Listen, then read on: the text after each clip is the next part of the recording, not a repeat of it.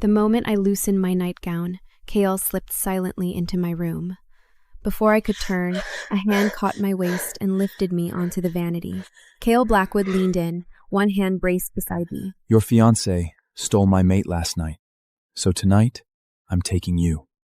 Fair trade. I looked at the wolf standing between my knees. Gael Blackwood, the most notorious alpha heir of Silver Ridge. Last night, my fiancé Ethan had crashed Gael's mating ceremony. He claimed Ivy, Gael's chosen mate, in front of everyone. By morning, my family had become the biggest joke in the pack, and now Gael had come to collect. I looked at him again, then I nodded. Fine, I'll be your Luna. Gael froze. You agreed? Wasn't that why you came? His mouth stayed open for a long moment before he finally stammered. 3 days. I'm coming for you. No take backs. He freed me and backed to the window. He climbed out too fast, tripped on the sill, and almost fell flat on his face. I watched him disappear and almost laughed. He was nothing like the rumors. A little reckless. A little cute. Soon Gael left. Ethan came in. Shouldn't you be home with your new mate? What are you doing here? Serena, I didn't want things to go this way. But Ivy is too soft. I couldn't let her be mated to some reckless wolf. It would have destroyed her. I stared at him. So Ivy being destroyed mattered, but my family becoming the pack's joke didn't. The moment he crashed that ceremony, everything between us ended. Leave, Ethan. There's nothing between us anymore. Stop being dramatic. Come in as my second mate for now. Give me a pup or two, and I'll raise your status. You'll both be my mates. I won't play favorites. I stepped back. No daughter of the Moon Predis will ever kneel as a second mate. It's just a title. I won't let anyone disrespect you. Why are you making this so difficult? I won't nother if you're not in Mainit. I almost laughed. He crashed a mating ceremony. He marked another woman that same night. He made me a joke in front of every pack. And now I was the difficult one. I'm done talking to you. The moment you took another mate, we were over. Now leave. Ethan's face hardened. Serena, every wolf in this territory knows my scent is all over you. Without me, who's going to claim you? I'll wait for you to beg. Then he turned and left. I stood there, shaking with rage. The Ethan who once looked at me like I was everything was gone. He belonged to Ivy. The moment he chose her over me, I should have let him go. But I refused to believe 10 years between us meant less than the 6 months he had known her. The truth proved me wrong. Mr. Wright, you are a hard man to find. Gael didn't give me time to regret it. The next day, the Vance family came to formally request the mating. 108 crates of bonding gifts were carried into my home. My room could barely hold them all. My parents still weren't sure about Gael. They urged me to think again. But my mind was already made up. Love or power. I had to leave with at least one. Gael's reputation was terrible in every pack, but he was the only alpha heir to Silver Ridge. If Thornton's firstborn daughter hadn't refused him, I would rather die than mate with that monster. This mating would never have fallen to Ivy. I was about to have the gifts moved into storage. Then Ethan walked in with Ivy on his arm. They looked at the crates and immediately misunderstood. Ethan lifted his chin. Greed flashed in Ivy's eyes. Serena, is all this your dowry?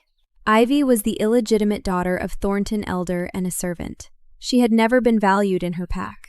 On her mating day, even her stepmother hadn't shown up. I frowned. No. Ethan scoffed. Drop the act. Yesterday, you swore we were done. Now you've already packed the gifts. Elvie walked to Ethan. He's right, Serena. Once you join our household, we'll all be family. Ethan, didn't you bring her a gift? Give it to her. Suddenly, I saw a flash of green. I froze.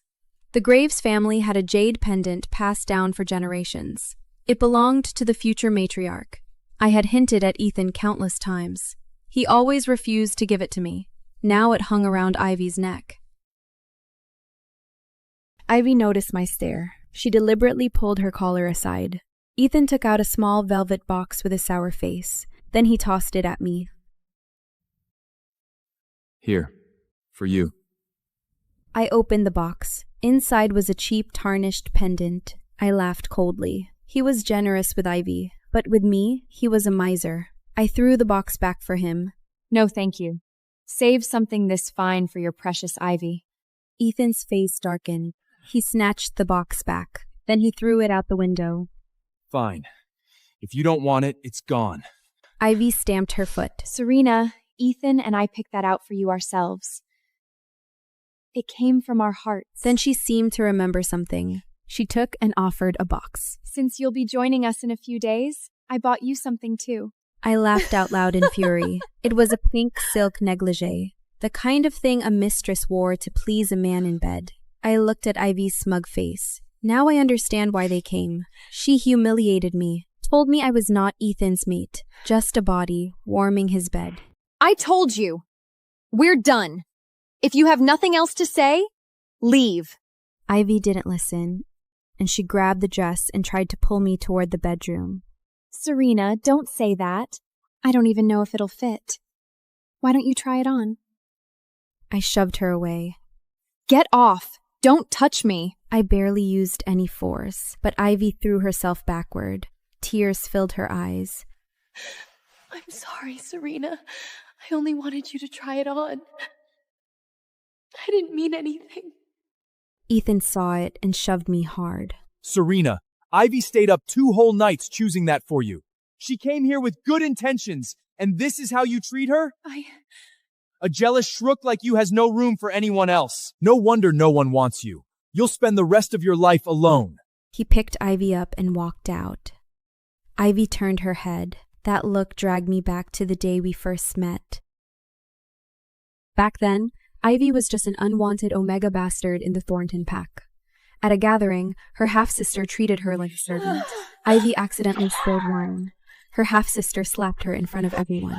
Ivy kneels on the floor, face red from the slap. Ethan couldn't stand watching her be humiliated, so he stepped in. After that, he started protecting Ivy. He always saved the best things for her first. I got jealous more than once. Every time, Ethan only laughed. I just feel sorry for Ivy. I only want to help. At first, I believed him. Just pity. Nothing more. Then came the day Ivy was supposed to make Kale. Ethan crashed the ceremony and claimed her. That same night, he completed the marking ritual with her. Only then did I understand. Ivy had already taken a place in his heart. I had been stupid enough to believe his kindness was only kindness.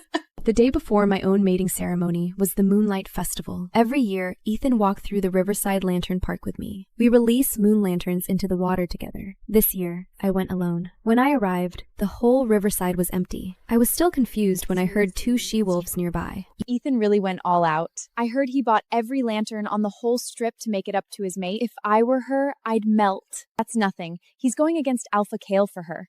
And he even got the Moon Priestess daughter to accept being second mate. A wolf like that doesn't come twice. A bitter smile pulled at my lips. I turned to leave. Then a familiar voice came from behind me. Serena! I turned back. Ethan and Ivy stood not far away. Ivy carried a moon lantern and ran toward me. Serena, are you here to release a lantern too? Ethan was still angry yesterday. The moment he saw me, he gave a cold huff. Ivy raised the lantern in her hand. I'm so sorry, Serena. Ethan bought every lantern here. Why don't you take this one? No, thank you. I stepped back. I was afraid she would pull another stunt and blame me again. And I had never liked taking things others had already used, no matter objects or wolves. Ethan's face turned cold. Of course. The great Serena would never lower herself to take our scraps. Don't waste your breath on her, Ivies. Let's go. He took Ivy's arm and walked toward the riverbank. After they left, a man in a dark suit walked up to me. Mrs. Brooks, Alpha Kale asked me to give this to you.